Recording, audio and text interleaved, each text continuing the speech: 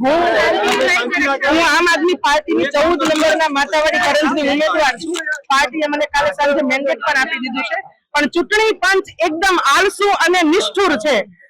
ચૂંટણી પંચ એકદમ આળસુ અને નિષ્ઠુર છે. ઈ એવું ધારે કે 20 દિવસ પહેલા બધું લોક કરી દેવાનું, નવા જે લોકો એડ થાય, જે લોકો સુધારા વધારા કર્યા, એ કોઈનું આવું ના જોઈએ.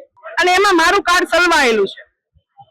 હું ઉમેદવાર છું, મારું એક કાગળના કારણે મારું બધું અટવાયેલું છે. એટલું ઝેડ કચેરીઓ પર મેં પગ ઘસી નાખ્યા છે, ક્યાંય મને પોઝિટિવ જવાબ નથી મળ્યો. દરેક સાહેબ, નાગરાજન સાહેબને પણ હું મળી, એમણે પણ મને આશ્વાસન આપ્યા, મને કે અરજી કરો. મેં અરજી કરી, લેખિતમાં મેં રિસીવ કોપી પણ લીધી છે. મને કે અડધી કલાકમાં ગાંધીનગરથી તમને તમારું કરાવી આપીશ. મને કોઈ પણ આજે 3 વાગ્યા પછી કદાચ મારું નામ આવે.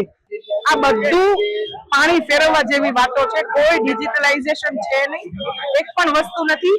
મોટા માથા છે ને એના કામ થઈ જાય છે, સામાન્ય માણસ મરી જાય ને તો કઈ ફેર નથી પડતો.